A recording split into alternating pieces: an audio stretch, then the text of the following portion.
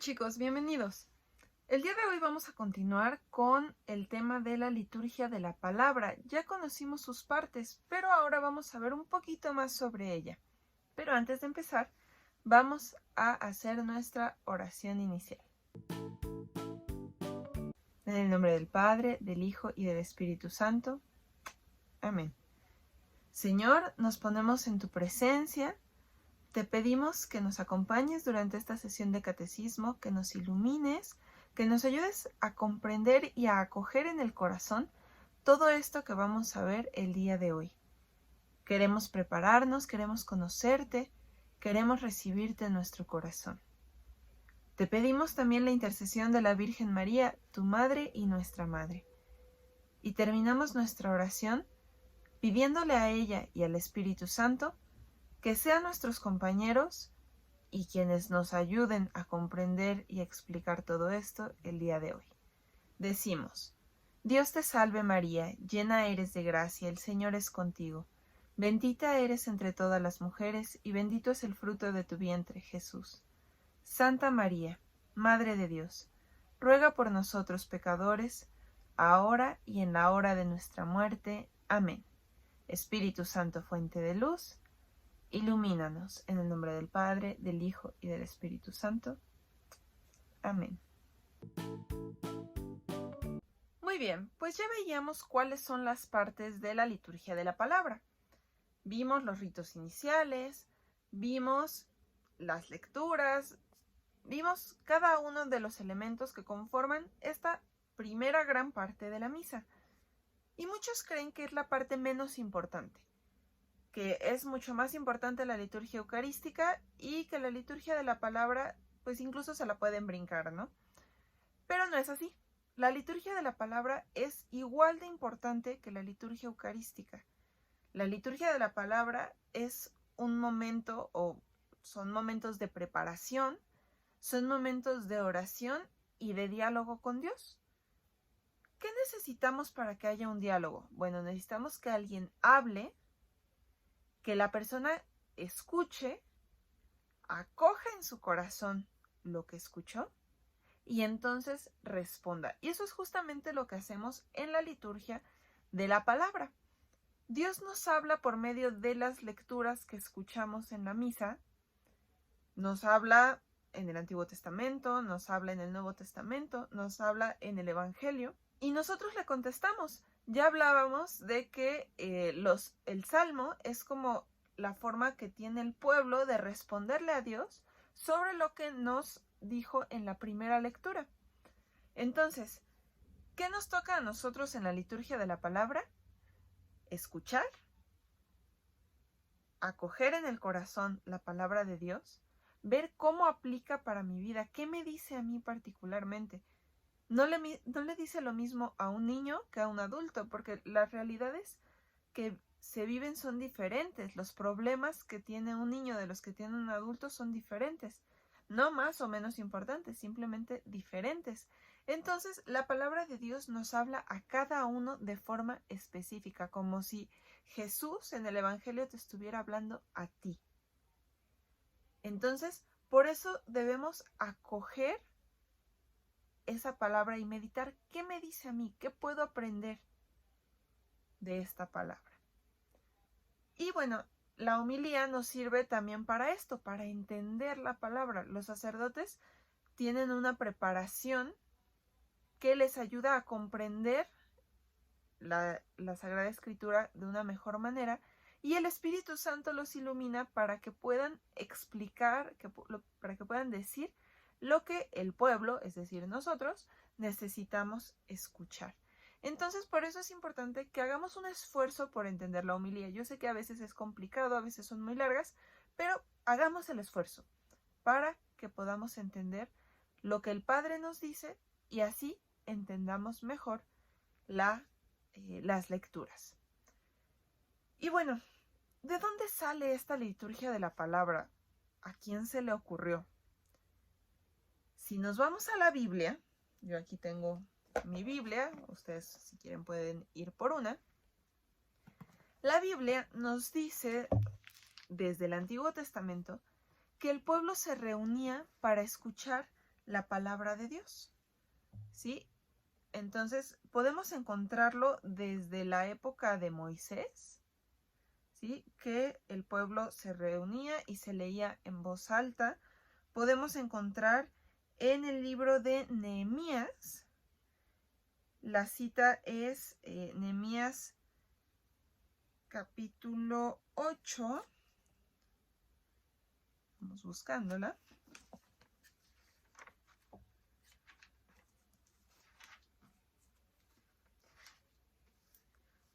Nehemías capítulo 8 y bueno, en realidad el capítulo completo nos habla de esto. No lo voy a leer completo, pero sí les voy a leer esta primera parte. Nos dice, de hecho el capítulo se titula, la perícopa sobre todo.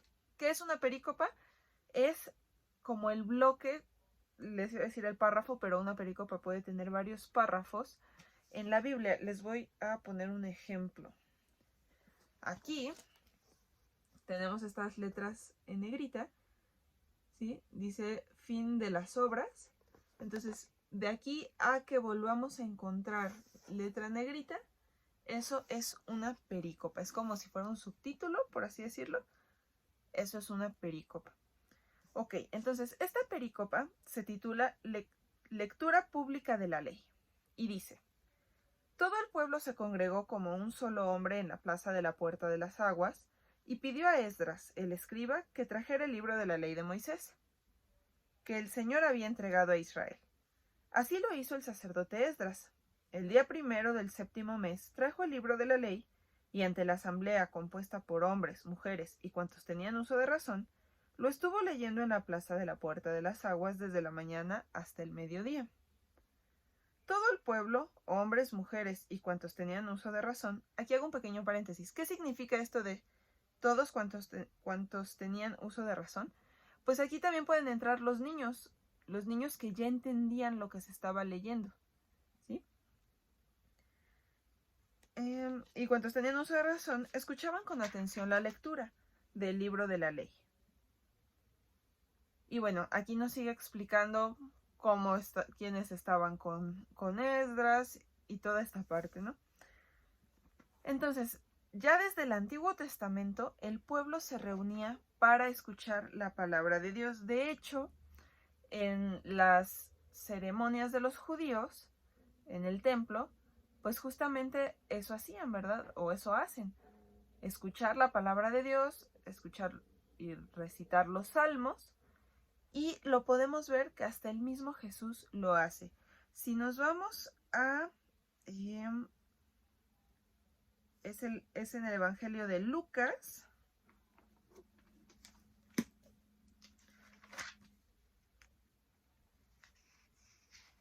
Capítulo 4, versículos del 16 al 21.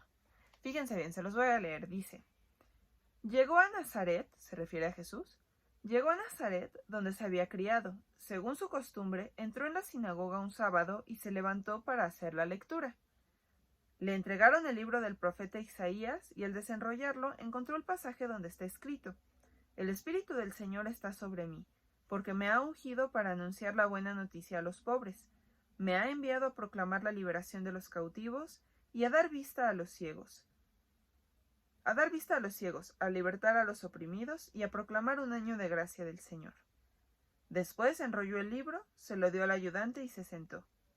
Todos los que estaban en la sinagoga tenían sus ojos fijos en él. Y comenzó a decirles: hoy se ha cumplido ante ustedes esta profecía. Entonces, Jesús también, cuando iba a la sinagoga, escuchaba la palabra de Dios, escuchaba las lecturas de lo que para nosotros es el Antiguo Testamento.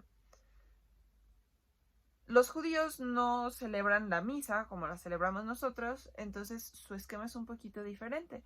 Podríamos decir que Jesús les dio una pequeña homilía de lo que él leyó.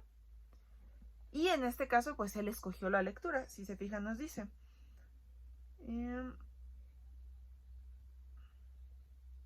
le entregaron el libro del profeta Isaías y al desenrollarlo encontró el pasaje donde está escrito.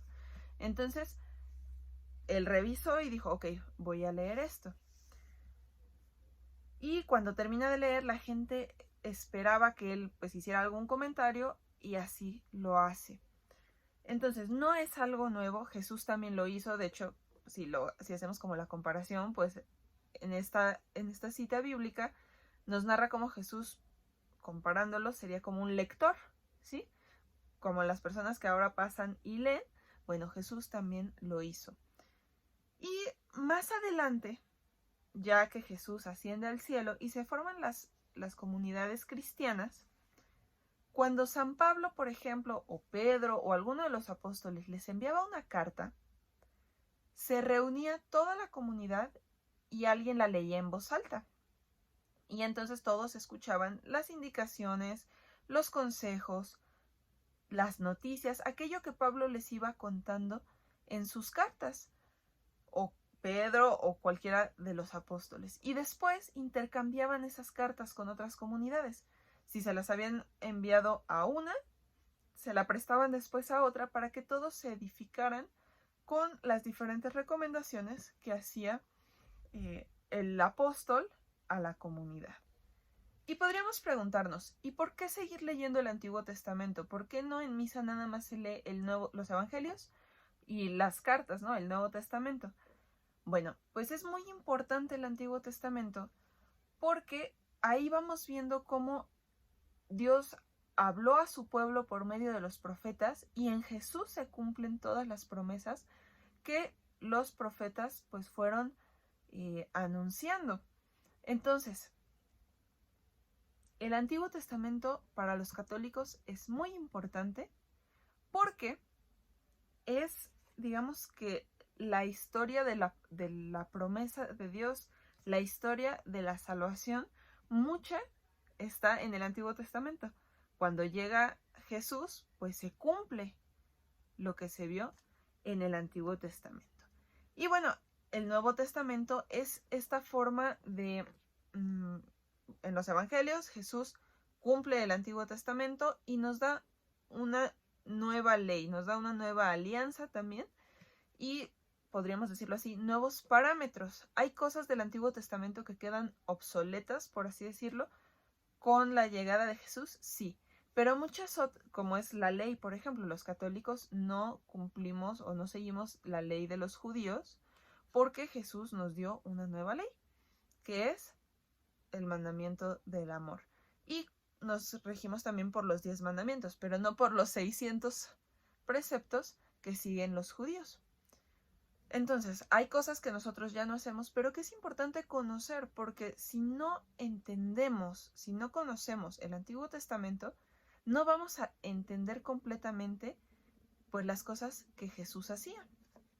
Entonces, no se descarta uno ni se descarta el otro, sino que son complementarios. Y otra cita bíblica muy interesante que nos habla sobre la importancia de las Escrituras y sobre todo lo que Jesús opinaba o lo que Jesús decía sobre las Escrituras es al final del Evangelio de San Lucas, en el capítulo 24, versículos del 44 al 48. Dice: Después les dijo: Cuando aún estaba entre ustedes, les dije que era necesario que se cumpliera todo lo escrito sobre mí en la ley de Moisés, en los profetas y en los salmos. Entonces les abrió la inteligencia para que comprendieran las Escrituras y les dijo: Estaba escrito que el Mesías tenía que morir y resucitar de entre los muertos al tercer día, y que en su nombre se anunciaría a todas las naciones, comenzando desde Jerusalén, la conversión y el perdón de los pecados. Ustedes son testigos de estas cosas. Entonces, si se fijan, antes de ascender al cielo, Jesús les abrió el entendimiento a sus apóstoles para que entendieran las Escrituras, para que entendieran la relación que tenían, pues, las profecías, los salmos, todas las partes del Antiguo Testamento donde se habla de Jesús, que vieran la relación que había entre eso y la vida de Jesús, para que ellos pudieran predicarlo y explicarlo a los demás. Entonces, si se fijan, tiene mucha importancia esta parte de la liturgia de la palabra.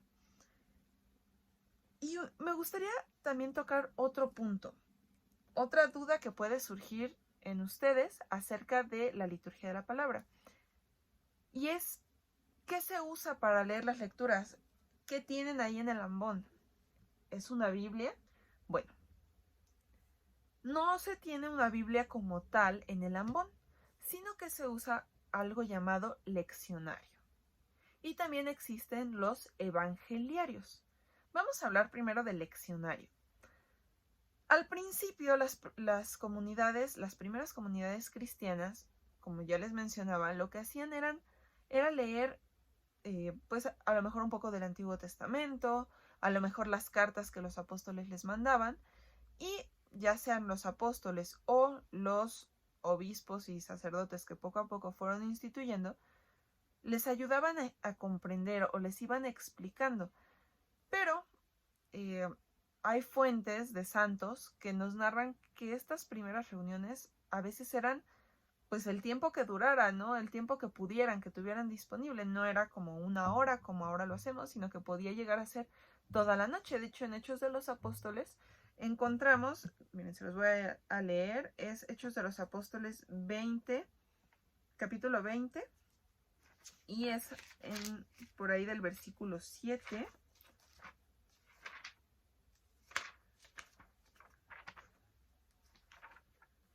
Y dice: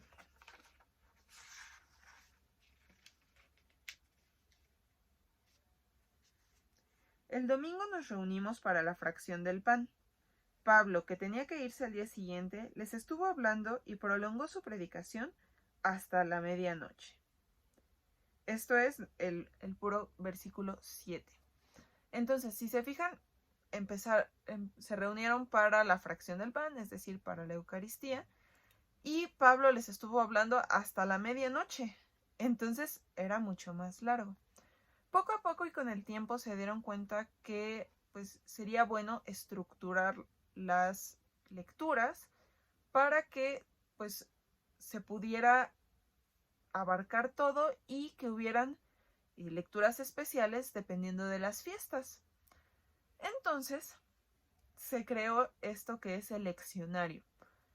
Los leccionarios se rigen por tres ciclos litúrgicos. El ciclo A, el ciclo B y el ciclo C. Cada año se va cambiando de ciclo y cuando se termina el ciclo C volvemos al ciclo A. Ahorita en 2021-2022, que vamos empezando el año litúrgico, estamos en el ciclo C. ¿Cuándo empieza este año litúrgico? Recordemos que con el primer domingo de Adviento comienza el año litúrgico. Entonces, estamos ahorita en el ciclo C. Cuando se termine este año litúrgico con la solemnidad de Cristo Rey y luego viene el primer domingo de Adviento de 2022, vamos a pasar al ciclo A y así sucesivamente, ciclo B, ciclo C, ciclo A, ciclo B, ciclo C. Estos ciclos nos ayudan a pues dividir un poquito las lecturas y se hace así. En cada uno de los ciclos se leen los domingos el Evangelio según alguno de los evangelistas. El ciclo A, los domingos se lee el Evangelio según San Mateo. El ciclo B se leen según San Marcos. Y el ciclo C según San Lucas. Y me pueden decir, ¿y qué pasó con San Juan? Bueno, los evangelios de San Juan se intercalan dentro de los tres ciclos, específicamente o especialmente en ciertos tiempos litúrgicos como la Cuaresma. En algunos ciclos se usa más, en algunos ciclos se usa menos, pero se va intercalando en los tres. Estos tres evangelios que toman como el protagonismo en cada uno de los ciclos se llaman evangelios sinópticos. Más adelante veremos por qué, pero ahorita quédense con eso. Entonces, en el leccionario podemos encontrar las lecturas de cada día según el ciclo que toca. Y esto lo hace mucho más fácil porque no tienes que estar buscando en la Biblia a ver dónde está esta cita, dónde está esta otra cita, el salmo que pues no viene tal cual como se hace en la misa, en la Biblia viene completo. En misa se dice una estrofa y se toma una frase que es la que todos repetimos. Entonces, pues el leccionario nos ayuda a que sea mucho más fácil. ¿Y qué pasa con el evangeliario? ¿Qué es? Bueno, es un libro grandote donde vienen los evangelios de cada domingo. Ahí solo vienen los del domingo.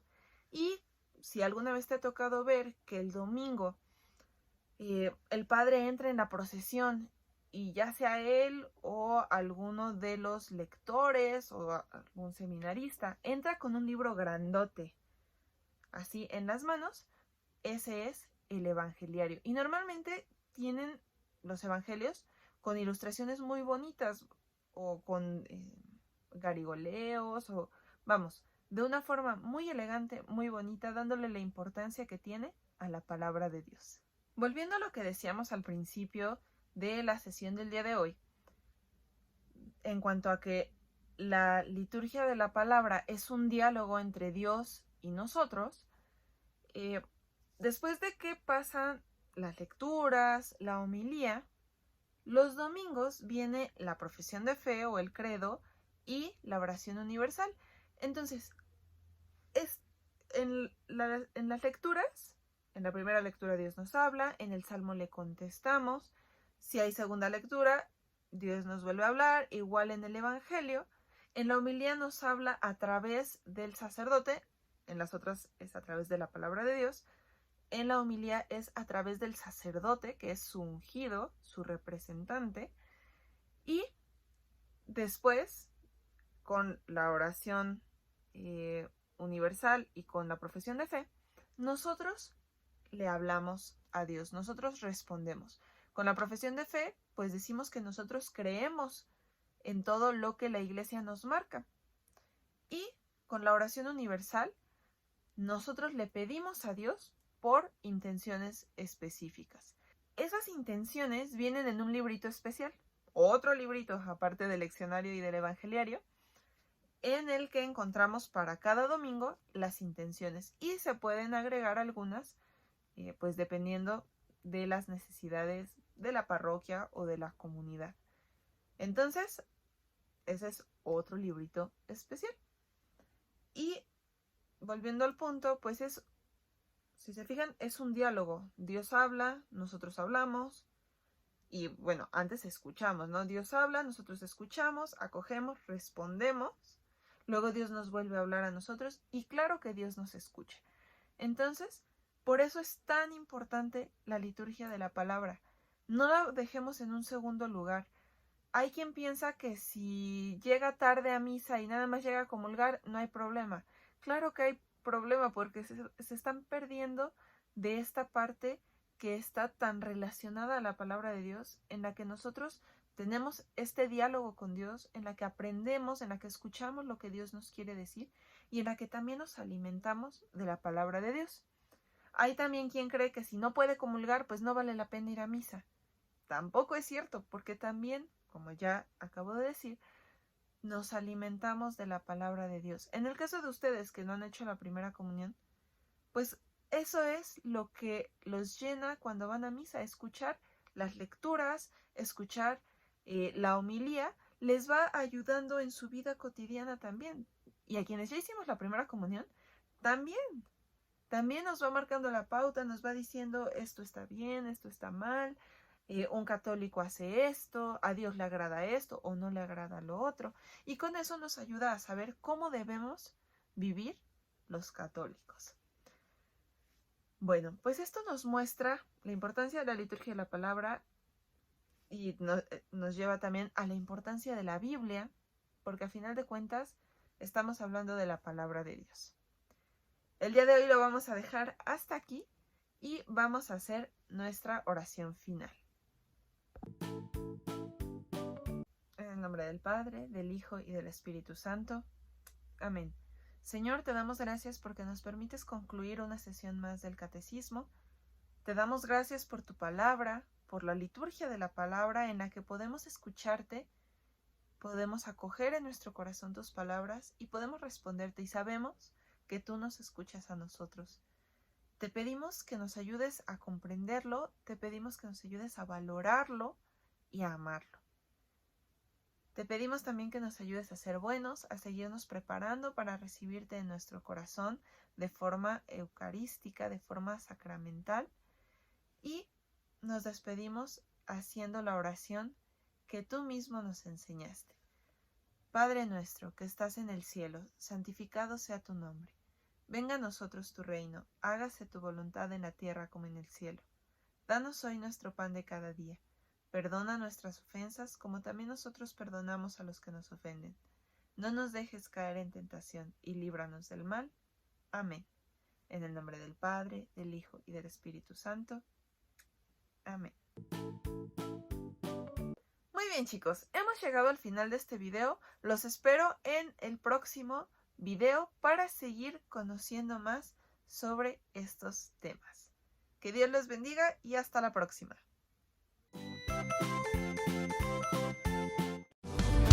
Florica.